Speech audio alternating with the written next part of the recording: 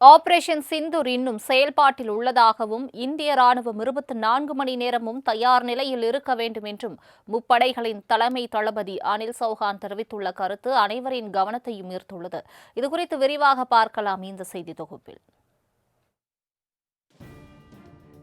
ஜம்மு காஷ்மீர் பஹல்காம் பகுதியில் கடந்த ஏப்ரல் 22ஆம் தேதி பாகிஸ்தான் பயங்கரவாதிகள் துப்பாக்கிச்சூடு நடத்தினர். இதில் அப்பாவி மக்களான 26 சுற்றுலா பயணிகள் உயிரிழந்தனர்.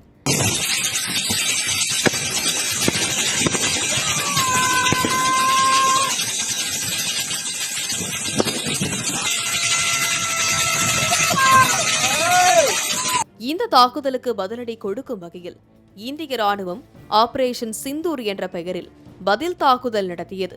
இதில் பயங்கரவாதிகளின் முகாம்கள் அழிக்கப்பட்டன. இந்த தாக்குதலை எதிர்த்து பாகிஸ்தான் ராணுவம் ட்ரோன் தாக்குதலை நடத்தியது. இதனை எல்லை பாதுகாப்பு படையினர் சுட்டு வீழ்த்தினர். இதனால் இரு நாட்டு எல்லைகளிலும் போர் பதற்றம் நிலவியது.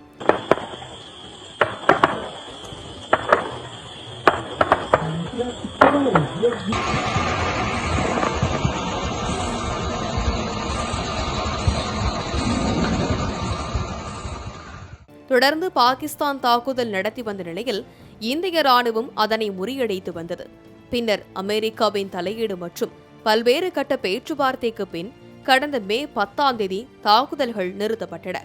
ஆனால் ஒப்பந்தத்தை மீறி பாகிஸ்தான் தொடர் ட்ரோன் தாக்குதலில் ஈடுபட்டது. அதுவரை பாகிஸ்தான் தாக்குதலை தடுத்து முறியடித்து வந்த இந்திய ராணுவம் இனி தக்க பதிலடி கொடுக்கப்படும் என்று அறிவித்ததை அடுத்து இரு நாடுகளில் எல்லையிலும் போர் பதற்றம் நிலவியது. இதனைத் தொடர்ந்து பல கட்ட பேச்சுவார்த்தைக்கு பின் போர் பதற்றம் முடிவுக்கு வந்தது.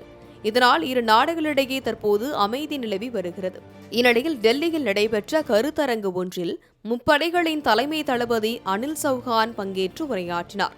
அப்போது பேசிய அவர், ஆபரேஷன் சிந்தூர் இன்னும் தொடர்வதாகவும், எனவே இந்திய ராணுவம் 24 மணி நேரம் 7 நாட்கள் என்ற முறையில் ஆண்டு முழுவதும் 365 நாட்களும் தயார் நிலையில் இருக்க வேண்டும் என்றும் கூறினார். மேலும் வருங்காலத்தில் ராணுவ வீரர்கள் தகவல் தொழில்நுட்ப போராளியாகவும், ட்ரோன்களை அழிக்கவும், சைபர் தாக்குதல்களை எதிர்கொள்ளும் திறன் கொண்டவர்களாகவும் இருக்க வேண்டும் என்றும், அதே நேரம் எல்லையில் சண்டையிடும் திறனும் பாலைவனங்களில் சாமர்த்தியமாக சமாளிக்கும் திறன் கொண்டவர்களே ராணுவத்திற்கு தேவைப்படும் வீரர்களாக இருப்பார்கள் என்றும் கூறினார். இவரது இந்த கருத்து இந்தியா எந்த நேரத்திலும் விழிப்புடன் இருக்க வேண்டும் என்பதை உணர்த்தும் அதே நேரம் ராணுவத்திற்கு செல்ல வேண்டும் என்ற முயற்சி செய்யும் இளைஞர்களை சிந்திக்க வைத்து தங்கள் திறமைகளை வளர்த்து கொள்ள ஒரு தூண்டுகோலாக அமைந்துள்ளது என்பதில் ஐயமில்லை. மாலை முரசு செய்திகளுக்காக ஷீபா ஜானட்.